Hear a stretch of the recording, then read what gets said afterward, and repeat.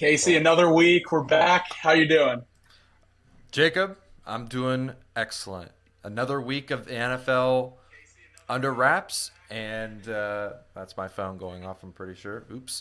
Uh, yeah, another fantastic NFL weekend, and couldn't be more excited to finally be healthy, to be able to talk some football. Last week I was way under the weather. Many of you who watch on a consistent basis could probably tell that that was not my best effort. Um, Jacob, how was your weekend? My weekend was great. The Tide continued to roll. We got big games this weekend in college football as well as the NFL. So a big weekend ahead. But yeah, no, I've been good. I've been good. Casey, everything good on the home front for you? Oh yeah, oh yeah, um, excellent, excellent stuff for me. Um, let's jump right into the review over this NFL weekend, Jacob. The Mac and JT rundown is what we like to call it. And are we actually going to do this? Are we going to start with Desmond Ridder this week? Are we really For going the to do that? third week in a row. For the third week in a row, we're going to start with Desmond Ridder. And lucky for me, not so much for Casey. Two of those 3 weeks we're starting with him because he's been absolutely abysmal. I mean, this last game, this Sunday was just absolutely horrendous. You saw shots of Arthur Smith coiling up into his own skin after Desmond Ridder throws a red zone interception. You just have to ask the question: is this man consistent enough to be an NFL quarterback? And I really think the answer is very clearly no. No, I mean, I don't think it's very clear he's not going to be consistent enough to be an NFL quarterback. But at the same time, and I won't get too deep into this because we're not going to spend a bunch of time on the Atlanta Falcons. I think that ship has kind of sailed. Arthur Smith should be just as criticized, if not more criticized, than Desmond Ridder because of what he's made Desmond Ridder do over the last couple weeks. You can't force him to throw 45 times. That's just not who Dez is, and it's malpractice. They got to figure out ways to get Bijan going, and if they can't do that, you can't rely on Desmond Ridder to throw 45 times. That's just not a winning formula for the Falcons. Moving And the on. crazy thing is, with how weak the NFC South is, they might still be alive. They could still scratch and claw their way to compete for that division, even though Desmond Ritter is just not it at the quarterback position. No, no. And that's what's crazy is like they're are they tied? I'm pretty sure they're tied. They're tied for the number one spot. I don't think anyone in the NFC South is got it under wraps yet. But speaking of the NFC, we had two major upsets over the weekend. The team I deemed unfair dropped one against the Browns, and then last year's Super Bowl runner-ups, the Eagles, dropping one against the Jets. NFC not looking too hot.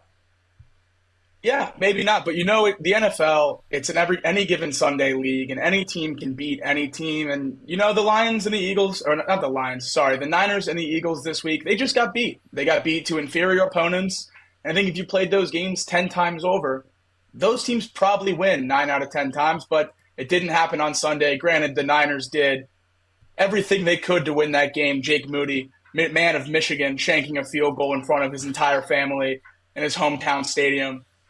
Heartbreaking loss there, but I do have some worries about the 49ers if guys like Christian McCaffrey and Debo Samuel are going to miss some time. Brock Purdy looked like a lot of Brock Purdy haters expected him to look when he lost two elite weapons on the outside. So we'll see how that continues to go in San Francisco. And obviously the Bengals on bye this week, but when our Tigers get back in action next week, they'll be going to San Francisco to face the 49ers. So we'll keep tabs on what's going on out there at the Bay.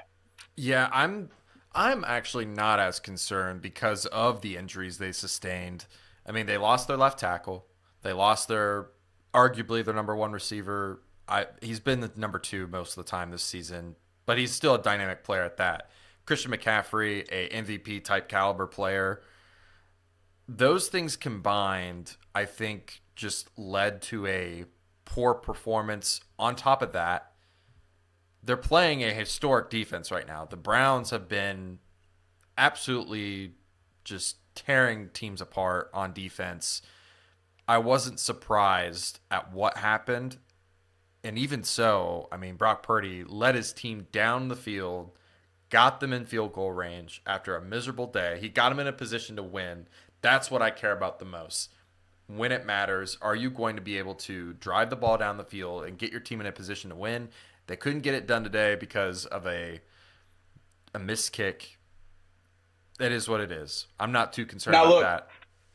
Casey, one last thing on these two. Everyone talks about these two games since they happened on Sunday, and it seems like everyone, like we just did, spends the whole time talking about the Eagles and the 49ers.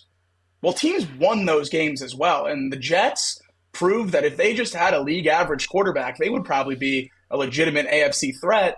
And then the Browns, man, the Browns keep sticking around. That defense is really good. Their weapons seem to be coming into their own. If Deshaun Watson can come back and find some of that magic he found right before he got hurt, the Browns could be a real force in the AFC if they keep playing defense and keep playing in the trenches like this. Yeah, the Jets are the ones that stick out the most to me. I pretty much in the back of my mind declared them dead, and they just keep they're still alive. They're still in it. And if they can manage to stick around long enough, like Aaron has already said that he's trying and aiming for a return this season, which is absolutely bonkers. That would be the first. Yeah, that would be the first, I think, all time of a player getting hurt week one with an Achilles injury and coming back in the same season.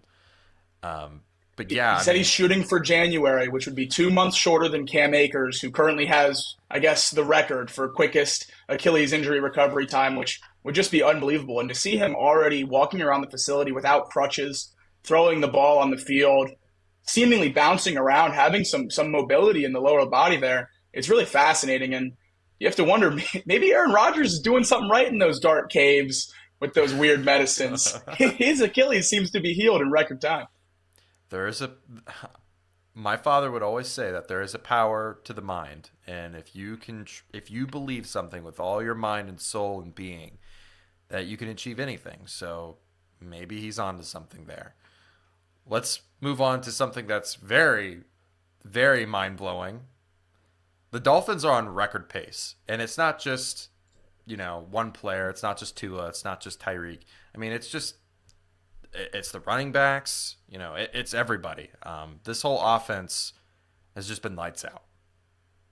Yeah, no, it's been unbelievable. Tyreek Hill over 800 yards 6 weeks into the season, pacing upwards of 2,200 yards. Just unbelievable. Would be the first player ever to have 2,000 receiving yards. And then every single week, the Dolphins keep breaking the record for most yardage in X amount of weeks, which just proves that though they did have that 170-20 game against the Broncos, that obviously does help all those statistics. This is a sustained production. They're doing this to everybody. The offense looks great against everybody, and they're really just consistent. You saw it when Devon Achane went down and Raheem Mostert, who was very good before Achane blew up, but he just slides right back in and has another great game. He's up to 11 touchdowns now through 6 weeks. Just unbelievable production out of whoever they put in the backfield behind Tua. And that's just going to continue to be the case because when you have guys like Tyreek Hill and Jalen Waddle and the way Tua's throwing the ball, you can't stack the box. You can't protect against the run. You have to guard against the big play on the outside. So I expect Raheem Mostert, and when Achane eventually comes back, him as well, to just be plug and play, ridiculously efficient and productive in that offense. Yeah, I mean, and they're only going to get better. And we'll talk more about them here soon. They're only going to get better. They're returning Jalen Ramsey.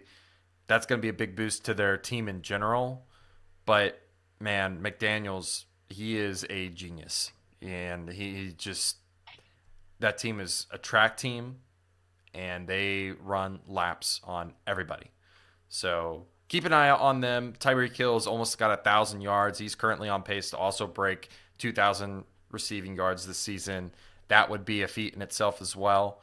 Yeah, the team is crazy. Another team that's really crazy, and it's hard to believe that they were kind of almost underrated. A lot of people said that this is the team that's the sleeper team, and watch out for them. But this team right now, this is the best Lions team in my lifetime that I can remember. There's only one or two other teams that I can remember that were even relatively good, and those teams were one and done in the playoffs. Jacob, is this the best team that you've ever seen?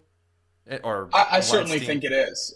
I certainly think this Lions team is the best team that I've seen in Detroit in my lifetime. I mean, I was obviously alive and watched Calvin Johnson and Matthew Stafford play, but that was always just a two-man ship. Those guys were doing it alone and trying to just beat everyone on the power of Megatron. Well, that's not the case this year. Sure, they have Amon-Ra St. Brown, who's just an elite top end receiver in the league, but they also have a dynamic backfield. I know we like to hate on David Montgomery because we're Jahmyr Gibbs guys on this podcast, but having two backs that are that good in your backfield is just a recipe for success in the NFL. And you see the emergence of Sam Laporta and their other receivers like Marvin Jones. They're really doing something good up there in Detroit. And then last week, you get Jamison Williams back. If he can turn into the weapon that he was here at Alabama, that Lions offense could take even another step with their stout defense and stout O-line. This Lions team's scary, and they're far from playing their best football. Right. I have to agree. They're far from playing their best football. They're not all the way healthy yet. When they are, watch out. This team is lights out, and we'll talk more about the Lions versus the Ravens here coming up. But we got to talk about our lovely Bengals. It's been a tale of two halves, right? I think we can all agree the first 3 weeks were rocky, shaky, really rough. And the last 3 weeks have been encouraging, still trying to figure out themselves, though. What are your thoughts currently on the Bengals as they are on their bye week? Look, when we were sitting there at halftime of this game this last Sunday, I was ecstatic. I said, my eyes didn't play a trick on me last week in Arizona. We're back. This offense is back. Joe is back. We're moving the ball with ease. And then that just wasn't the case in the second half. They came out flat. The offense couldn't move the ball at all. It had less yards in the remaining of the game as they did in the first two drives of the game. I don't know, Casey. I'm a little bit underwhelmed with what I saw from the Bengals against the Seahawks. But look, the defense is great, and the bye couldn't be coming at a better time. So I think this team's going to get it right and stay competitive. Yeah, I mean, I think they're going to be just fine. I think they're going to have enough time to work out any of the kinks that they might have had over the last 6 weeks. I think there's a sense of urgency, at least on offense, with Brian Callahan pretty much, losing his mind on the offense, saying that there's no one playing up to the standards that they need to be except for Jamar Chase. And, maybe it's going to be a wake-up call. I sure hope it is. Bengals are talented enough to get it done, but it's a matter of doing it on the field.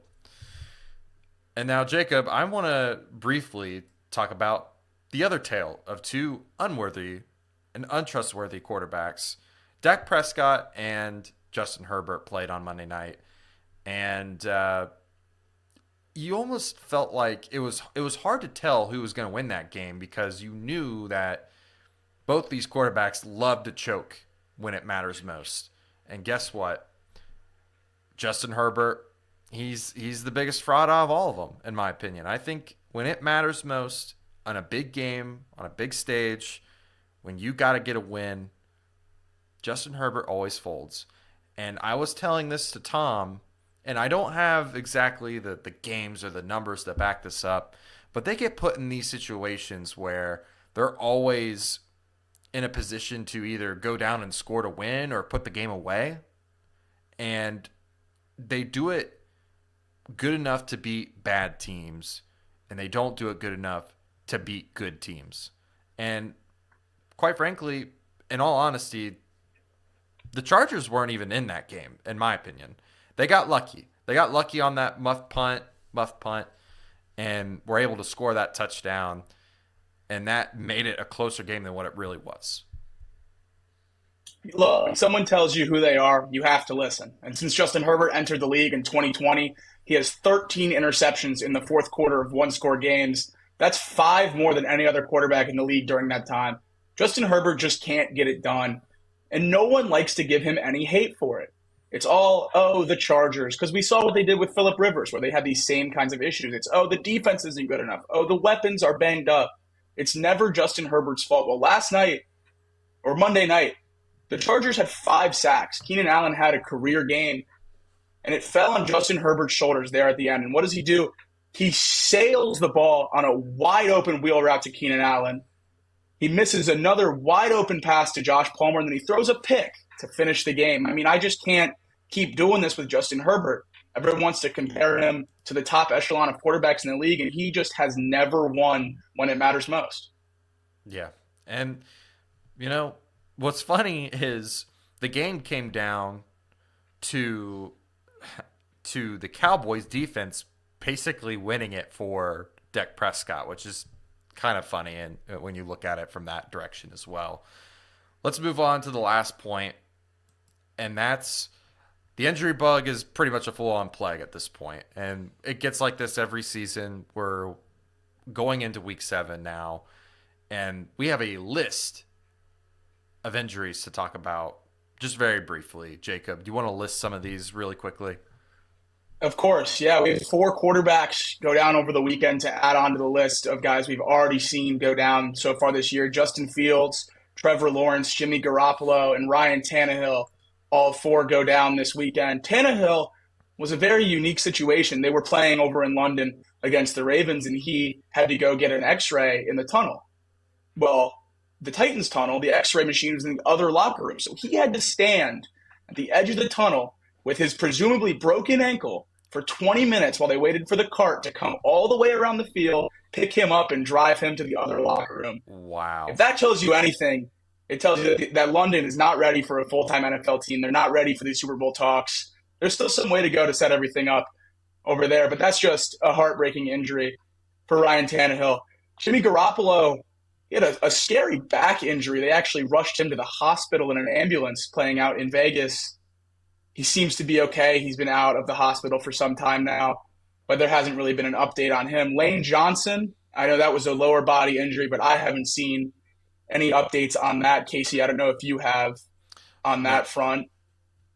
And then both 49ers superstars on the offensive side of the ball that went down, Christian McCaffrey and Deebo Samuel, both missed the rest of the game. Christian McCaffrey came back in and then came out pretty quickly after. I haven't seen anything on whether they're going to play this week, but I know all of us Cincinnati fans are more focused on 2 weeks out for those 2 guys. Justin Fields dislocated his thumb, says he can't grip the football. That's just going to be a pain tolerance and management issue for him. Who knows how long he'll be out. And then Trevor Lawrence, he practiced today in a limited capacity, but boy, that knee injury did not look good in their game this last weekend. I really hope he can play Thursday night, but on a short week, I don't know what I expect. Yeah, and we'll talk more about the Jags versus the Saints Thursday night. We usually like to do that for the last game and give some picks betting-wise. I'm really hoping he plays too, just because I plan on giving out some picks that matter if he plays or not. And I think a lot of these games will ride on whether or not a quarterback plays or not. So let's just hope that he plays. Hopefully, he said he was aiming to play. So that's a good point. And look, Casey, I'm going to watch either way. I'd rather not watch C.J. Beathard play Derek Carr. I'd much rather watch Trevor Lawrence. At least give me one borderline elite quarterback on primetime TV. Absolutely. And let's talk about possibly some elite quarterbacks. Let's talk about the Detroit Lions versus the Baltimore Ravens here. The line is at -3, over under 43. These 2 teams, one, very, very underrated, in my opinion, to start this season, has been lights out on defense, very unexpected. Offensively, just as good as they were last year. Even added some additions to their weaponry. And then we got the Ravens, who offensively has not been what people have expected, but defense, it's one of the top defenses in the league. This is one of the premier matchups this Sunday. What are your opening thoughts on this game? I think it's going to be a great one. I think we have 2 competing teams, even though they have very similar philosophies. Dan Campbell is a man football, going to pound it down your throat, but that's not the game the Detroit Lions play. They're pretty, flashy and on the outside with Amon-Ra St. Brown and Sam Laporta down the middle, and with David Montgomery not playing this week, we sound like a broken record coming in here every Wednesday talking about Jahmyr Gibbs. But boy, maybe this week is the week that Jahmyr Gibbs finally takes over as the running back one. He's going to get the touches. The last game David Montgomery was out, he had 14 touches, 14 rushes, sorry. So expect him to get touches and really electrify that offense. Hopefully he can get going and start his electric young career. But yeah, Casey, I think this is going to just come down to the pressure. We know Jared Goff, if he can stay in the pocket and stay comfortable, he's a very dangerous quarterback. And if the Ravens can get pressure on him, I think the Ravens will take this game. But I really like this. I think this is going to be a great game. I think Jared Goff is playing some of the best football of his career in Detroit this year. And that's no fluke. He was doing it at the end of last year as well. So he's a very legitimate quarterback. And I'm really excited for this one. Yeah, I am too. I think for one, it's been very heated debate whether or not the Lions are a good team, whether or not Jared Goff's a good quarterback, this, that, and the other, at least on off the bench. This one will really prove to a lot of people who the Lions truly are, because this is one of the best teams at getting to the quarterback. And it's not like they do a lot of they don't have a guy. They're just really good at blitzing, disguising blitzes, getting home with just 4 or 5 guys. They don't need to send the house, but they can send the house. They're really dynamic on defense. It's going to be a big test for Jared Goff and his mentality about this game, because guess what? David Montgomery is down, right? And as far as we know, the first 6 weeks, they don't trust Jahmyr Gibbs to handle the rock a lot, right? And David Montgomery is more of a power back, someone that you can hand the ball off to 20 plus times and get you 4.5 yards a game, or 4.5 yards a carry. This Lions team, it really predicates itself on setting up the run first, so then Jared Goff has time to do some play action, sit back in the pocket, and dish it out to his 2 guys, Amon and Laporta. The X factor for me is Jahmyr Gibbs. If he can truly be that number 1 back, and if they trust him to be that number 1 back, we'll see. I'm really crossing my fingers, because like we said for 6 weeks now, he is dynamic enough to be your number 1. He definitely can handle the load. Touches wise, I mean, he can get you 20, 25 for the next couple weeks while David Montgomery recovers, and then, give back the duties if you want. But yeah, I mean, this Lions offense too, Jameson Williams starting to get his groove back.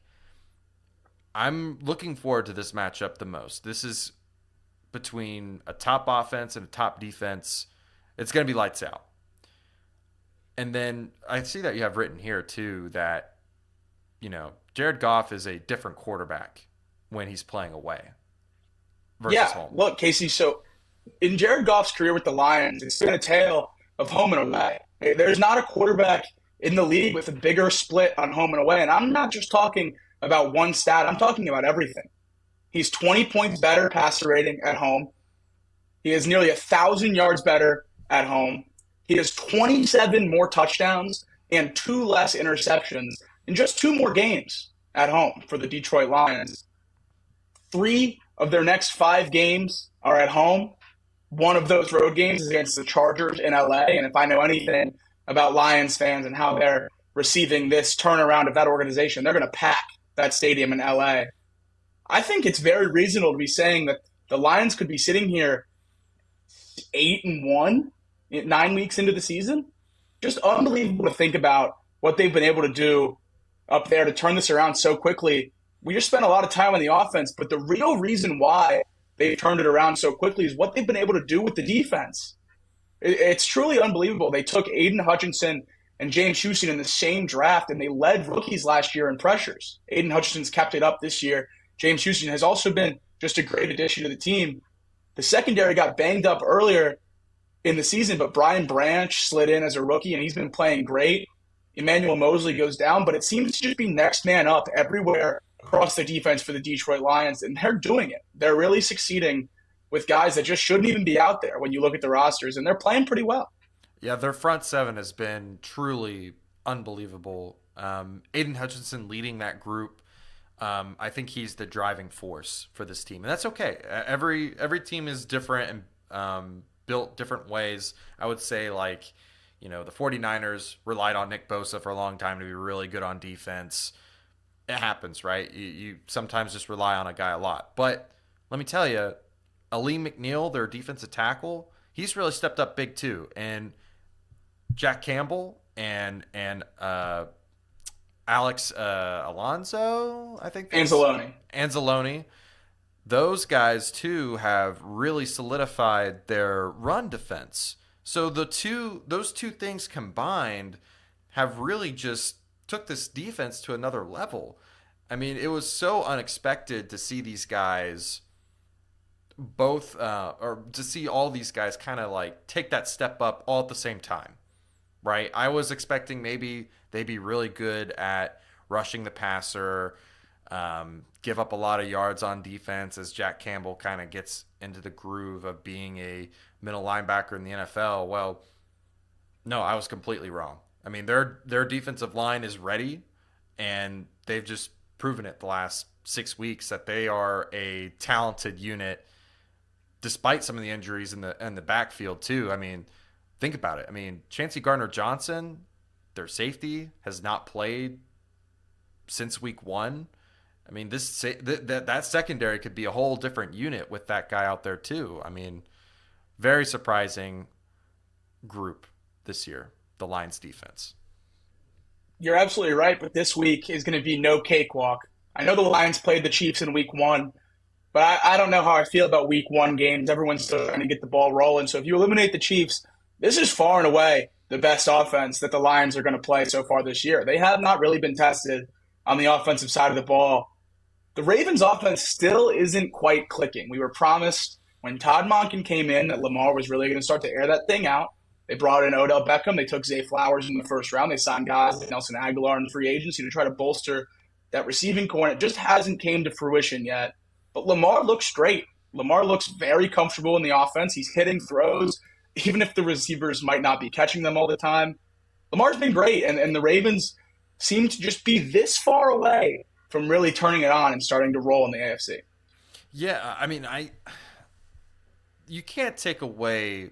Here's my pushback to everyone saying you can't run Lamar as much as you do, and you're right in some degree.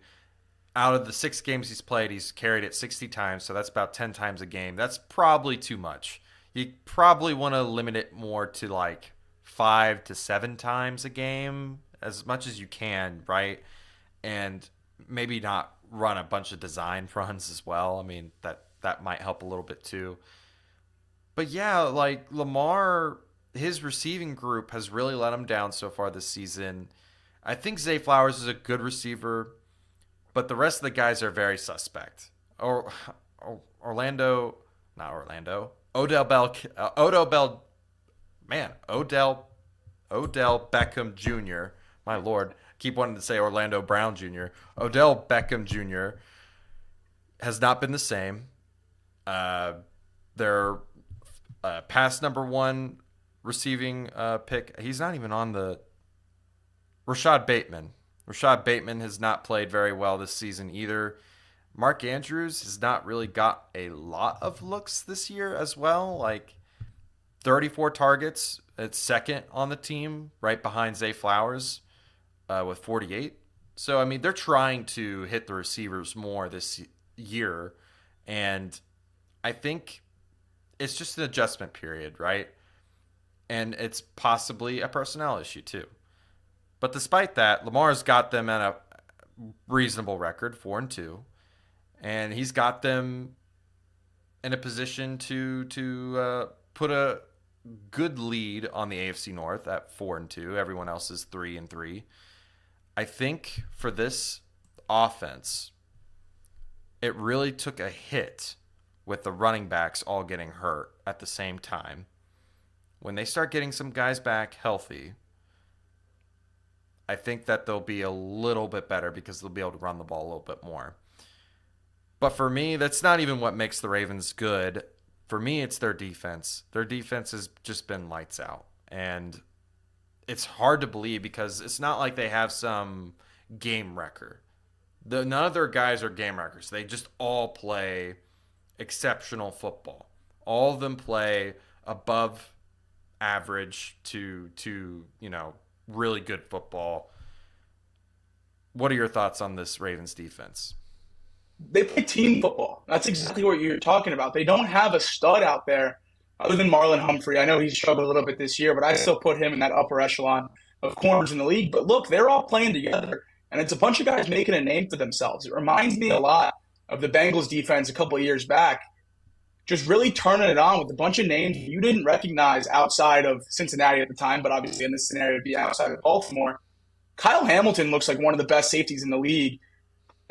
And the corners on the other end, opposite of number 10, I'm blanking on his name. I can picture him clearly in my head, but he's playing great ball out there as a rookie. And it's truly remarkable to see how they're able to just replenish the defensive line with new names and new young guys every single year.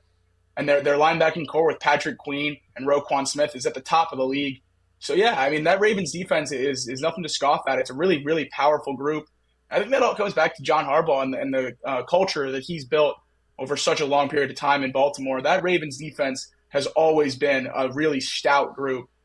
The last thought I had on the Ravens defense is Jadeveon Clowney. Heard his name twice on Sunday, 2 sacks for the Ravens defense. I forgot he was even in Baltimore. But my main gripe is number 24. You have Jadeveon Clowney wearing number 24. If it's a no-name pass rusher, sure, maybe I get it. I still hate it. But you can't have a guy with a name that recognizable wearing a number that far out of position. It just looks ridiculous. I think that's a change that needs to be made as soon as possible. The funny thing is, when you see the number 24, you go, who's that safety? You don't go, who's that edge rusher? Right.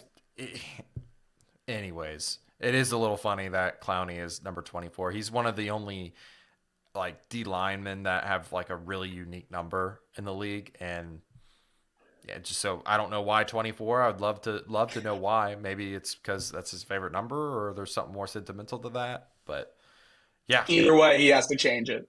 Has to. It's disgusting. What are you picking tonight? Baltimore's favored by 3. I can tell you what I'm feeling first if you want. Go ahead. Okay. It's the Lions all the way. It's the Lions all the way because, I mean, I think, honestly, +3 is a good spot for them. I don't know if they're going to win the game, but I don't think they're going to lose it either. Like, they're not going to get blown out. It's going to be close. Both teams are capable of running the football when they want to. I think both teams are capable of moving the ball as much as they want. And they both have really good defenses. This is just a really good game this week. And I really like the Lions, man. I just love the Lions. And it just seems like the Lions' offensive line is just so talented. They give Goff plenty of time every single week in and week out. And, you know, we looked at this Buccaneers game that they played last week, and I thought, well, maybe they would be able to get pressure on him, be able to shut that down real fast. That didn't happen. Week 1, they played against Kansas City, and they were good enough to win the ball game, even with pressure.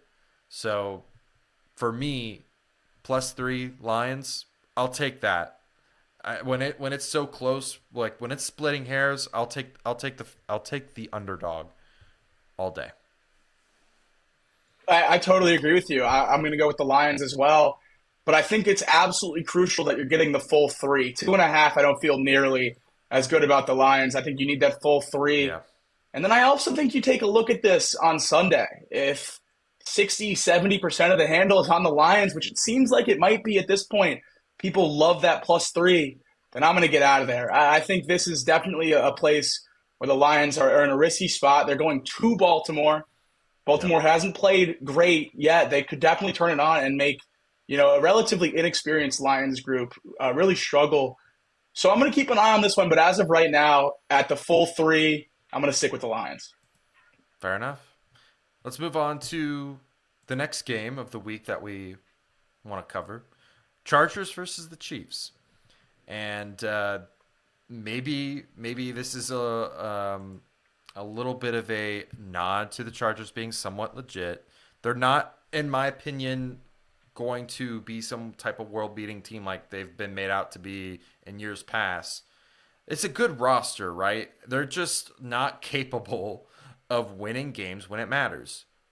And so for me, I won't spoil my pick yet, but I think you can tell where my headspace is with this team. Just Justin Herbert is not reliable.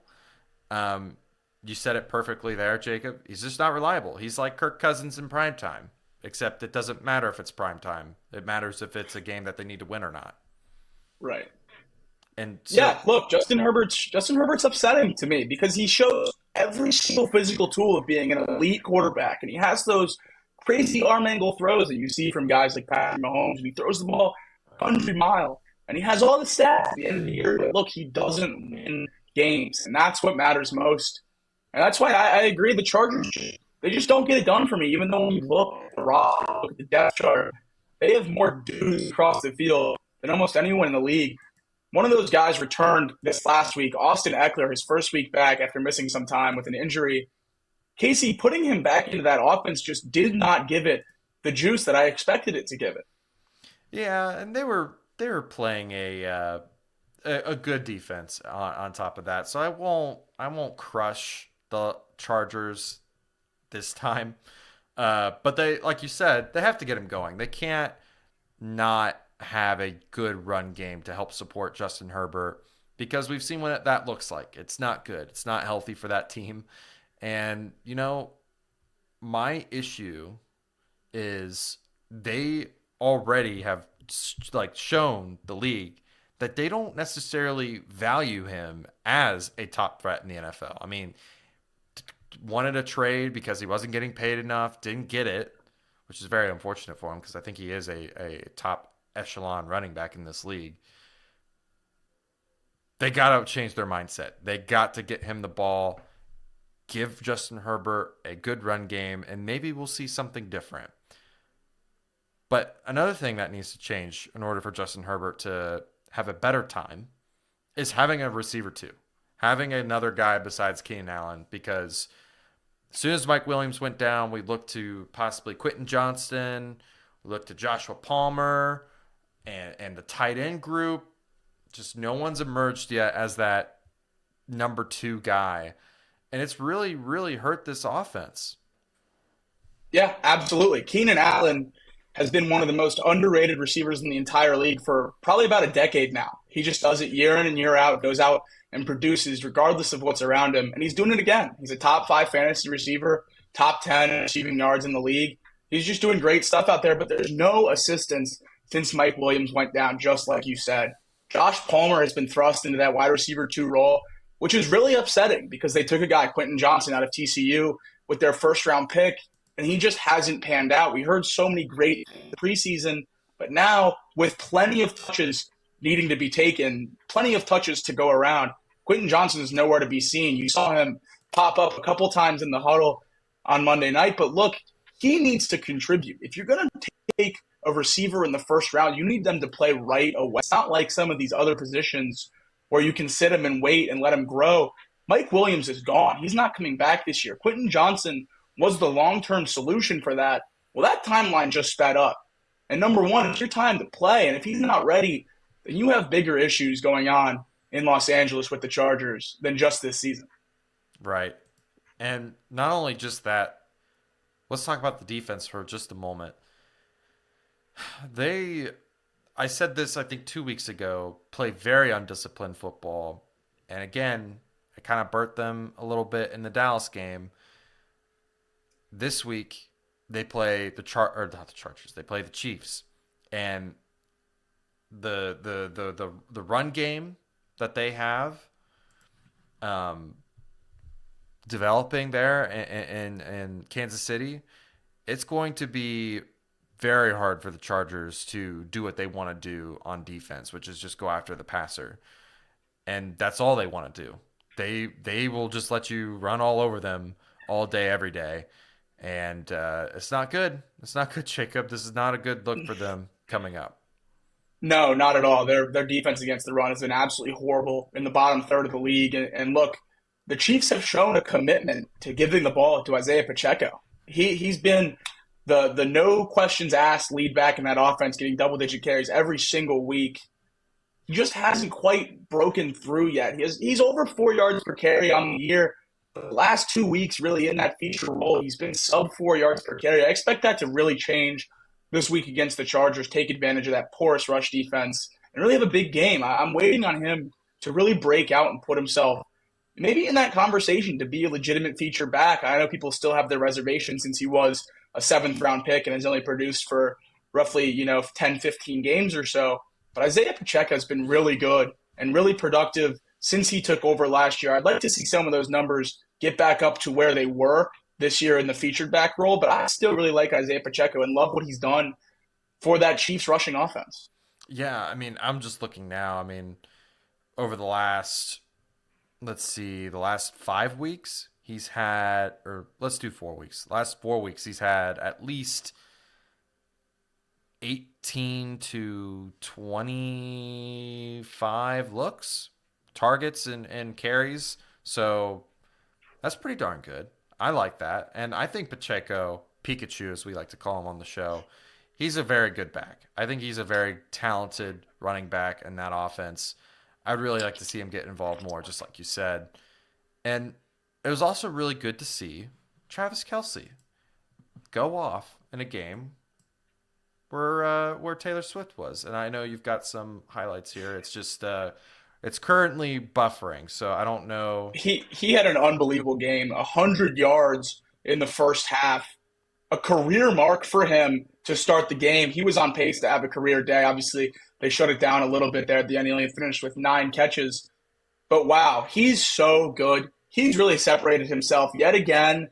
His age, mid-30 season, proving that he is the best tight end in the league, and there's no one close. I mean, Travis Kelce is a wide receiver one in a tight end's body. We sit here and we gripe about the Chiefs receiving core. How can Patrick Mahomes continue to do this with nobodies on the outside? Well, it's because he has Travis Kelce, and maybe Travis Kelce is just that good. Yeah, and he's a Hall of Fame tight end, and he is just really good. I love Travis Kelce. I've always loved Travis Kelce, even before we started hating the Chiefs because we're Bengals fans. The dude is just, he knows how to find open space.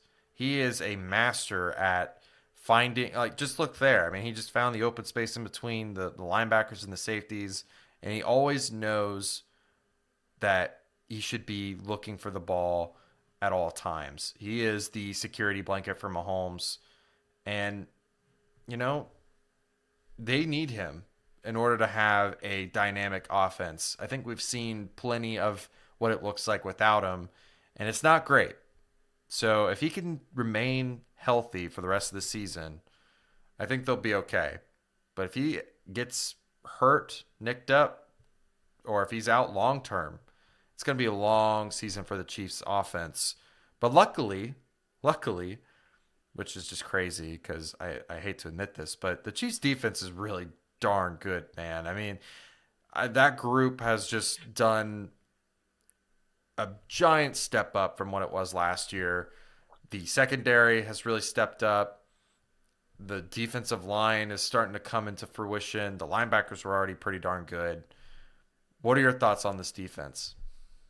The defense has been a great surprise for everyone not named Casey and Jacob, who are obviously Bengals fans. But the Chiefs look great. The defense is a force that we didn't expect to see. We knew the offense would roll once they got it clicking, once Travis Kelce came back. The defense was a worry, as it has been the last few years for the Chiefs. And Trent McDuffie has turned into maybe the best corner in the league. Chris Jones is an elite pass rusher. Nick Bolton, upper echelon of off-ball linebackers. But we sat here last week and the Chiefs defense hadn't been tested. Went out on Sunday and played a great game. They shut down the Broncos. This defense still has not been tested. I know the numbers are great. I know they look great with the eye test, but they haven't really played a prolific offense. I'm excited to see what happens this week. Say what you want about the Chargers, but that offense does know how to move the ball, even if they do choke it at the end. I'm excited to see this Chiefs defense against some stars on the offensive side of the ball and see how they hold up. Yeah, I am too. I'm looking forward to seeing how it all shakes out. I was going to do some research before this game because I I believe the last like 2 or 3 years, it's actually been relatively close, like one score games. I I know the don't. last one last year was very close. I don't remember before that. But a stat before we give our picks here, Casey, in case you were on the fence. Patrick Mahomes in his career, 28-3 against the AFC West. 28-3 against the AFC West. Go ahead, Casey. Take that for what you will and go give us your pick. I'm picking the Chiefs, man. I mean, I just that stat is all you really need to know. And the Chargers, they are got their backs up against the wall, right? If they don't win this game, their season is in full on jeopardy. There would be 2-4 to start the year. They just can't afford to be in that position. And for me, the Chiefs, they just win meaningful games. And this is a meaningful game to distance themselves in their own division. And -5.5, that's a pretty good spot for me. So I'll take the Chiefs. I'm going to take the Chargers. I know everything we just said for the last 20 minutes has led you to believe that we were both going to take the Chiefs, but I'm going to take the Chargers. I think 5.5 is a lot of points. I think they're going to keep it competitive. Casey touched on it the last couple times they played. They have been close games. I still believe in Justin Herbert. And you know what, Casey? You can't choke a game away if you're down by 6. So they're going to be within that 5.5. So Justin Herbert can just get the maximum amount of pain possible for all those Chargers fans. Fair enough. I like that. That's a good take. Let's move on to the next game. Another really, really good game. There's a lot of great NFL games this week. Dolphins versus the Eagles, two top echelon teams in the NFL at the current moment. Dolphins look unstoppable on offense. Eagles, they seem to have taken a step back, but they're still pretty darn good, all things considered. What are your thoughts on these two teams? This is my game of the week, far and away, my most excited game on Sunday. It's going to be a great one. I mean, just such a prolific offense. We touched on it on the week 6 rundown. The Dolphins are just unbelievable, and they're doing it every single week. Tyreek Hill, over 800 yards, pacing to clear 2,000, be the first receiver ever to do that. And Raheem Mostert looks like he's just going to be able to take the load and be the main back for the next 3, maybe 4 weeks till Devon Achane can come back. I really don't think this Dolphins offense is going to miss a beat, even though they're playing a rough Eagles defense. Look, I don't think they're going to hang 70 or 1,000 total yards or anything like that, but I don't think they're going to look much different than we've seen for the first 6 weeks of the season. Yeah, I mean, I have a hard time believing that the Dolphins are going to look any different than what they've looked like for the last 6 weeks, other than the Eagles' defensive front. They can get pressure home, man. And I don't know if maybe the Dolphins just struggle against the Bills, or if it's because they played a really good defensive front that could get after the quarterback. But I have hesitation because I just if there's a team that can really prove if the Dolphins are frauds or not, I feel like it's going to be this Eagles team, because the Eagles team on defense, I think they can get burnt in the secondary. I think that could be a exploit for the Dolphins, is Tyreek Hill and Jalen Waddle just having a field day. But the fact that their defensive front can really get after the quarterback and get home to the quarterback, I think will say a lot about Tua and this offense.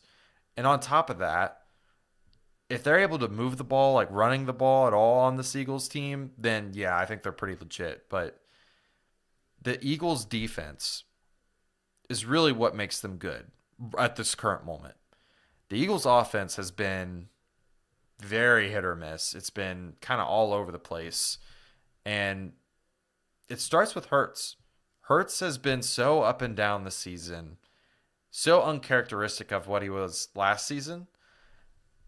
I'm so back and forth on this game, Jacob. Like I'll say it right now. My pick was the Eagles. I flipped it to the Dolphins before the start of the show because I thought that they would just have a track meet all over their defense, that they would get the ball out quickly. Tua currently leads the league in time to throw. He's getting it out fast.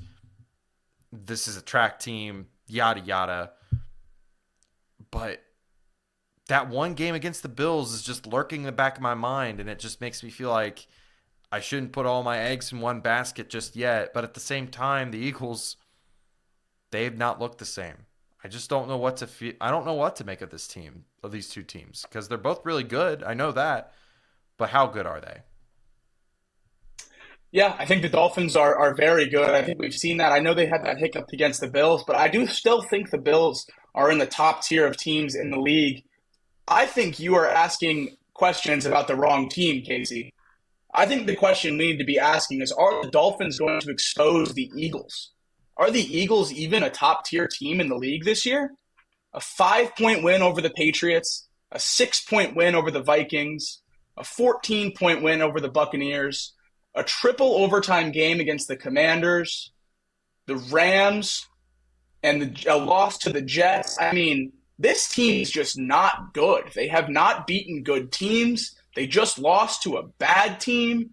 Casey, I think the Eagles might be in for a rude awakening against a prolific Dolphins team. Yeah, that's kind of the point though, right? Like both sides I think have question marks. Maybe the Eagles have more question marks because they just not look the same like they were last year, but I don't think that you can't really go all in on the Dolphins either because of that one Bills game that just kind of lurks in the back of your mind like, man, if they face a really prolific defense, are they still going to be efficient on offense like they have been? Man, I the one thing that will get fans excited about the Dolphins though is that they're not at full strength. And if they play really well against this Eagles team, let's say that they barely lose, I think that this team is still like a top echelon AFC team. I really do. And not only that, you have it written down here, Jalen Ramsey's coming back, like that defense is going to get a boost and, they can get after the quarterback. Those are all winning recipes for a championship caliber type team.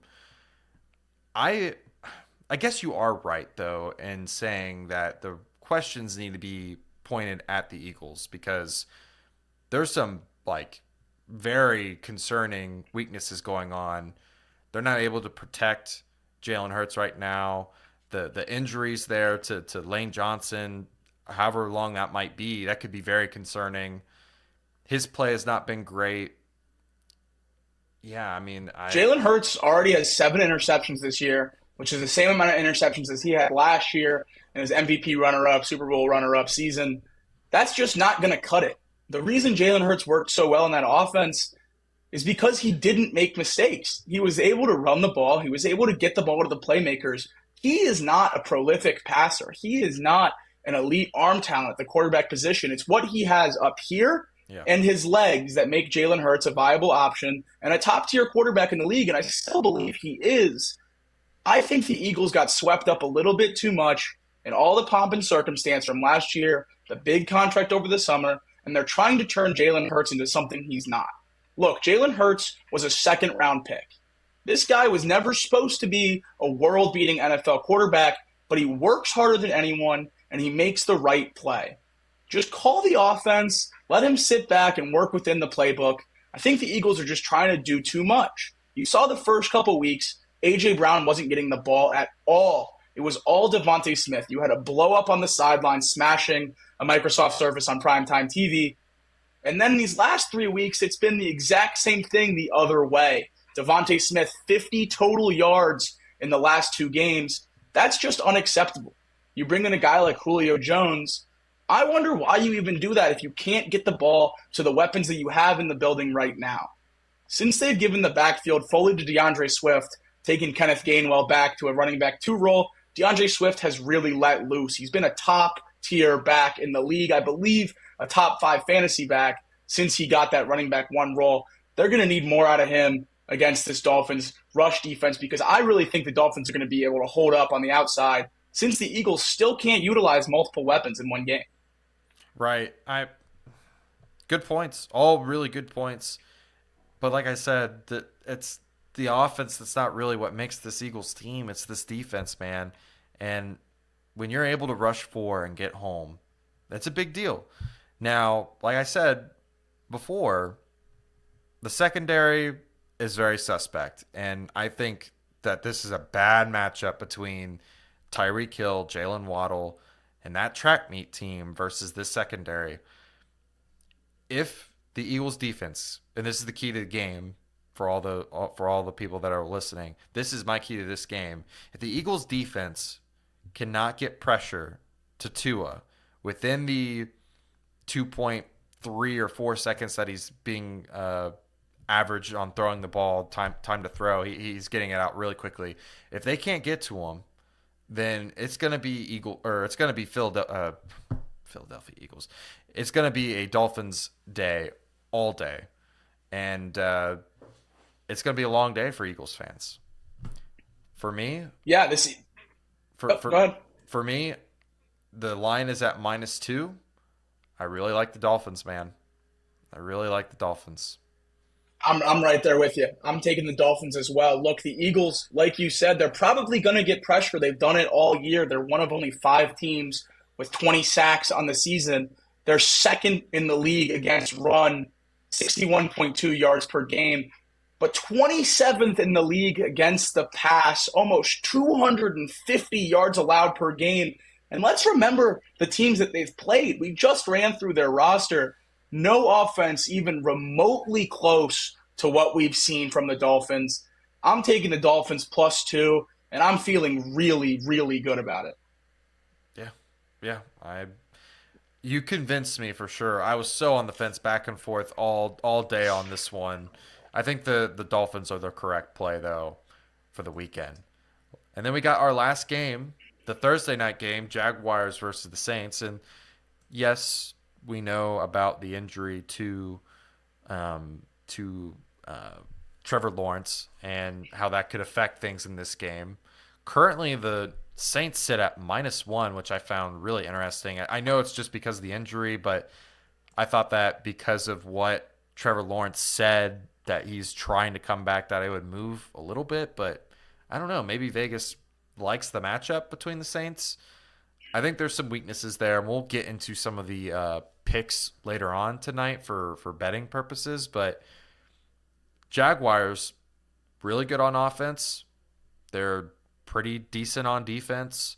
The Saints, to me, below average on offense, kind of below average on defense. Um, what are your thoughts on these two teams so far?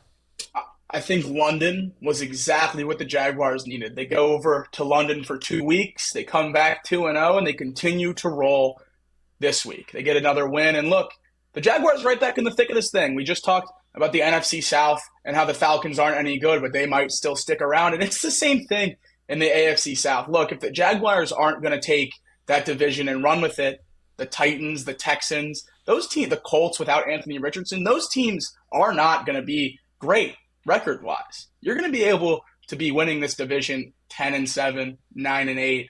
So I really expect the Jaguars to stay in the thick of things, even if Trevor does miss some time. And that's what this Saints -1 tells me here. I feel like they're expecting Trevor not to play, but everything I'm seeing out of Jacksonville tells me he is. So I'm a little bit confused here with the line as well. But the biggest thing for this Jacksonville offense has been the true emergence of Travis Etienne. I think he's a legitimate top 10 running back in football. I'm not just talking about fantasy. He's so dynamic, what he's able to do receiving out of the backfield. And he's a powerful runner, 2 rushing touchdowns last week. I mean, what a boost he's been to that offense, really just being a great running back one. Yeah, Jacob. I mean, he's very dynamic. The fact that he can run the ball and the fact that he can catch it out of the backfield, that is a true modern day number one back. That is what they got in Travis Etienne. And not only that, they've got plenty of weapons all over the field. I mean, Christian Kirk, Calvin Ridley, Evan Ingram, Zay Jones. I mean, all those guys, phenomenal, phenomenal weapons to have on any team. And what's crazy is they're really only giving it to 4 guys. It's the 4 guys I just mentioned: Christian Kirk, Calvin Ridley, Evan Ingram, Travis Etienne. Those are the only 4 that they really get the ball around to, and it works. it works for them. Look, we talked about it the last time. I brought it up the last time we talked about the Jaguars. I think that this offense is not going to get to the point that it could get to until they start using Calvin Ridley like a true wide receiver one and then really getting the ball to Evan Ingram. And look, they're trying. Kudos to Doug Peterson for trying. Calvin Ridley, 8 targets last week, led the team. Evan Ingram, 7, second most. He knows that these are their 2 most dynamic playmakers outside of Travis Etienne, and he knows that they need to get the ball, but it's just not coming to fruition. Calvin Ridley just caught half of those targets, 4 catches for just 26 total yards with a rush as well. And Evan Ingram caught all of his 7 targets, but for just about 60 yards. I really want to see these 2 guys take another step and start to produce at the level that we've seen them do it before. Calvin Ridley has shown flashes in Jacksonville, but what we know he's able to do from his time in Atlanta, I want to see it really come in here, because part of why I picked Trevor Lawrence to be in the MVP conversation, a lot of people were talking about the Jaguars in the mix for the number 1 seed, is because we thought Calvin Ridley was going to do to Trevor Lawrence a very similar thing that Stephon Diggs did for Josh Allen when he got to Buffalo, provide a trustworthy, reliable number 1 receiver that you can go to when you're in trouble and you don't know what to do. That just hasn't been the case yet, and maybe that just takes a little bit of time, but you're running out of it. We're in week 7 now. I really want to see this thing start to get going. Yeah, I couldn't agree more. I think they've got plenty of talent. It's not exactly the same as the Bengals, but it's like they have a whole nother level that they can get to, in all honesty. And we've talked about how efficient Trevor Lawrence has been all season, and it's just not been turned into yards and points on the board. Now, they did score 37 this last week, but, I mean, like you have written down here, the Jaguars provided 4 turnovers for them to be able to score 37. So, I mean, I sure hope you score 37 when you get 4 turnovers on a team. Now, the Jaguars defense, we thought that maybe that would be a unit that would turn into something more than what it is right now. I still think it's okay. It's good. It's not great. It's good. But it's just not quite like the world-beating... Like, this team is not the world-beating team that we thought it would be. They're both kind of underachieving to what we had thought they would be. Yeah, look, certainly the Jaguars defense, it hasn't been playing above the standard the way. It's kind of funny to say that we expected them to play above their expectation, if that makes sense. They have a lot of guys, Andre Sisco, Tyson Campbell, a lot of young guys on that defense, Josh Allen, that are just exciting young names, really athletic, versatile players that you want to see succeed, but they're still young and they're still new there, just sprinkled throughout a pretty sparse defense. So they weren't supposed to be a great unit, and they're playing a little bit better than that. But I think the 3 or 4 names that we love on that team gives us a false sense of reality of that Jaguars defense. They do still have a long way to go, but they've done some great stuff this year. And they don't really have a test this week, Casey, if we're being completely honest. The Saints offense, in my opinion, has been the most underwhelming unit in the entire NFL this year. We were told all offseason that Derek Carr is coming in. They're just a quarterback away. He's going to fix them, and they're going to be the class of the NFC South. I know he has an AC joint injury, but Casey, Derek Carr has just not looked like an answer in New Orleans. You see the guys like Chris Olave, Michael Thomas, and Rashid Shaheed not getting that bump in production that you expected. The offense still running through checkdowns and handoffs to Alvin Kamara. Seems like a broken record, talking about the Saints from the last few years of Drew Brees' career with Derek Carr right now. Yeah, I mean, I'm just looking at the box score from last week. When Taysom Hill is your second leading receiver, if you take away Rashid Shaheed's 51-yard bomb, I mean, that's not great. That's not great when you're targeting him 8 times in a game and he's got 50 yards. Like that means that you're a little behind on the curveball there, if you ask me. And Derek Carr threw the ball 50 times for 350 yards and couldn't get in the end zone more than once. 13 points on 50 attempts and 350 yards. That is unheard of levels of, I guess, inefficiency. Yeah. It's virtually impossible to throw the ball 50 times in the NFL and not get 300 yards. So at least he checked that box. But 13 points Wow, what an abysmal showing from that offense. And their one touchdown of the day was a 51-yard bomb. So yeah, they're not able to convert in the red zone, which is not good. That's a sign of a bad offense. And I think it's partially because they don't really have a run game right now. I mean, Alvin Kamara, 19 carries, 68 yards, averaging 3.6 yards a carry is not going to cut it. It's not going to do it for me. And it's crazy is that he was targeted 8 times, caught the ball 7 times, 36 yards for 5.1 yards a carry or a catch. That's not going to cut it either. So I don't know if maybe Alvin Kamara is still trying to find his groove, or maybe the Texans just did a really good job at bottling him up. But the Saints offense should be much better than what it is right now. I think we both agree with that. I definitely do, and I certainly expected it with Derek Carr's addition. I'm pretty Saints heavy in my fantasy leagues. I see Mark Fetters pointing out that Olave is elite, and I couldn't agree more. We saw him and Garrett Wilson at Ohio State with Justin Fields and C.J. Stroud just put up absurd numbers, and both of them not getting the quarterbacks that they expected this year, not living up to that year two hype that we all hoped they would. Hopefully that, the Saints can turn it around. Maybe Derek Carr gets healthy and this thing looks completely different. But that Saints defense has been the thing keeping them afloat. Look, they've shut down the poor quarterbacks they've played against. They picked off C.J. Stroud for the first time last week. Now, I know they fumbled it on the return, but that's still something that no other defense that he's faced has been able to do. I love Demario Davis. Cam Jordan's still in there making noise. Marshawn Lattimore on the edge. I love this Saints defense. I have them in 7 of my 8 fantasy leagues. Casey, what are your thoughts on this defense? I like the defense a lot too. I think they have like maybe one weakness, and I'll get into that weakness when we go into our prop bets because I'm gonna expose that weakness here soon, but I don't want to say it right now. But like you have written down here, they've only had out of the 6 weeks that they've played, one team scored more than 20 points on them. Defense is doing their part, and if you're holding teams in the NFL under 20 points, you should win every single game. Agreed, 100%. It's crazy to me. To me, it feels so much like the Broncos, like what the Broncos should have been. We kind of touted the Saints the same way, like they're a quarterback away. But sometimes it's more than that, man. Sometimes it's the coaching that's got to get figured out too, and they got to figure out ways to score more points than 13 in a game. I mean, it's just not good enough. And it's not like they struggled against a up and coming Texans team because the Texans aren't that bad. They struggled against the Panthers. They only were able to score 20 on them.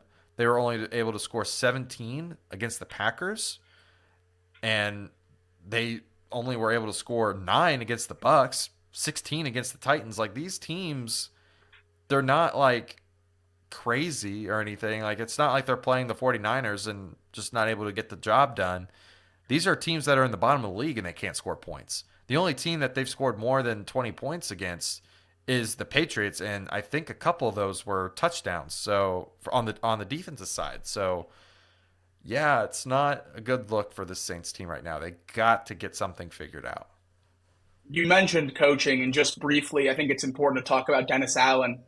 You don't hear that name hardly at all. I think if you polled the general public, they wouldn't even know that he's the Saints head coach.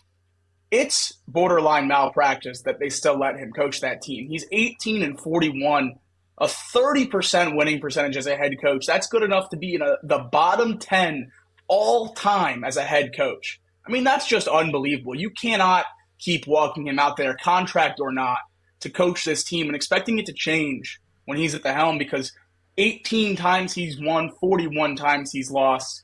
That's going to be a 42 on I guess Thursday night. I'm going to take the +1, Casey. This is a very easy line. I think it just comes down to whether you believe Trevor Lawrence is going to play or not.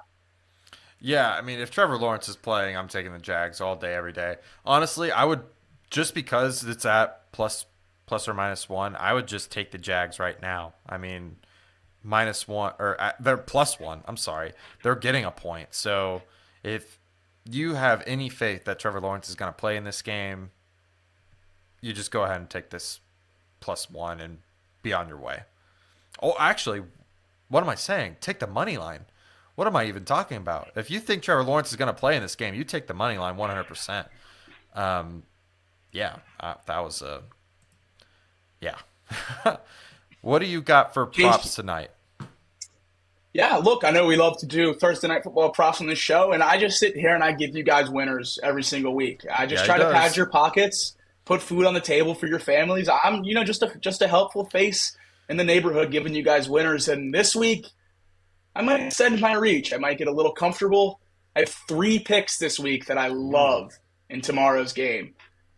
First off, Alvin Kamara, 50 plus rushing yards is minus 130. If you want to get a little bit frisky, 10 more, bump that up to 60 plus to get that minus sign out of there, plus 135 on Betfred Sportsbook. But I love Kamara to have 50 yards. Look, Casey talked about how inefficient he's been rushing the ball, but that hasn't mattered. They're giving them the ball 17, 18 times a game because Derek Carr's shoulder simply is not healthy and he can't throw the ball. So I'm taking Alvin Kamara to have 50 plus rushing yards, and I'm not really breaking a sweat on that one. Next, I'm taking Travis Etienne to score a touchdown. He's plus 525 to score the first touchdown of the game, and I'm rocking with that. If Trevor Lawrence doesn't play, they're going to run the ball to him nonstop, and if the Jaguars get the ball first, he's going to go downfield and score. If Trevor Lawrence does play, who knows how banged up he's going to be? It's probably still going to be a big Travis Etienne game. I'm taking him to score that first touchdown at plus 525. And then last but not least, Chris Olave. I know we have a lot of Buckeye fans in the chat. I'm a Buckeye fan as well. I love Chris Olave. Just got done talking about how Derek Carr is not going to be able to throw the ball effectively tomorrow night. But I'm taking Chris Olave to have 70 plus receiving yards at plus 115. He's going to under that mark just one time in the first 6 weeks. Casey talked about their one touchdown last week being a bomb to Rashid Shaheed. Why couldn't that be Chris Olave tomorrow night? It just takes one play to clear a 70-yard mark. I'm taking Chris Olave, 70 plus receiving yards, plus 115. Jacob, I did some research on this one. Sometimes I don't have all the time in the world. I just go with a gut feeling. But this time, I actually have something that has some very hard factual evidence behind it. I'm taking Christian Kirk over 50 yards 100% tonight. I'm putting everything on this. The slot receiver is going to have a field day. Alontae Taylor, he's going to be playing the slot corner role for the Saints. He's been targeted and bullied all season long, giving up the most yards, receptions, and touchdowns in the NFL this season to slot receivers. It's only minus 125 for 50 yards. And if you decide to get a little frisky with it, and you think Christian Kirk, the leading receiver for the Jaguars, is going to score a touchdown, you parlay those two together, and it's plus 400. That, to me, is a steal on Betfred Sportsbook. Go ahead and just mark it down right now. Christian Kirk, 50 yards, anytime touchdown. Get yourself some money.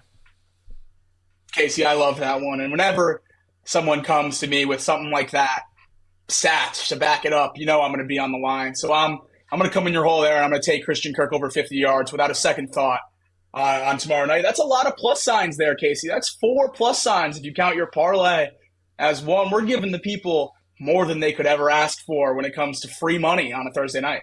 Absolutely. We're only coming here with winners. That's all we ever do. Of course. Of course. And if we lost, we didn't give you the pick. So Well, it doesn't matter, Jacob. I mean, you've actually been on fire this last 4 or 5 weeks. my last three Thursday night player props have hit. So do I have to pick one to keep that stat going? No, you're good. You're good. I Oh, was just pointing at you. I thought you were telling me my thing didn't work. Yeah, but I'm 3-0 my last 3 games, Thursday night player props. I'm wondering if I have to pick one here to keep that record going, but I'm not going to. I mean, if one of these 3 win, I'm counting it as a win. Rocking with all 3 of these on Thursday night. And I just want to be completely upfront with everyone here. If I'm giving you a pick on this show, I'm betting it too. So I'm with you winning and I'm with you losing. So don't think that I'm just giving you these and watching you lose and laughing up here in my castle on the other side of the camera. That's not the case. I'm with you every step of the way. This time, I will actually be betting on this one. I will actually be putting money on Christian Kirk 50 yards. And I'll probably be doing the parlay, to be honest with you. I feel that good about it. I got money on that one tomorrow. I love it. Well, there's our picks for Sunday. There's our picks for Thursday. It's a pleasure being with you guys every Wednesday night. Casey, it's good to talk to you as always. Of Anything you course. want to say before we get out of here? Just really briefly, just want to say thank you everyone to the chat. Mark Fetters, Sean Connor, Lure Up, Nate Johnson. I saw Randy Gillespie managed his way back in here again. Thank you. Elliot, thank you for popping in and saying hello. Thank you guys so much for joining us, being active in the chat. We're still trying to grow this little show. We appreciate all the support. Sewer Boy with his super chat. I know he super chatted earlier today. We didn't get to read it. He said, the Big Ten slander stops now, KC. Maybe, maybe not. Ohio Lakers, thank you for watching. We really appreciate it, guys. All the support that you're able to give us means a lot to us. Jacob, you have any closing thoughts? Ohio State, Penn State this weekend. I'll end it with a OH. I know Mark Fetters, Sir Boy at home, definitely gave me the IO back. So go Bucks. All right. Thank you everyone for watching, and we'll be back next Wednesday, 7:30, and we'll have all things NFL covered for you. We'll see you then.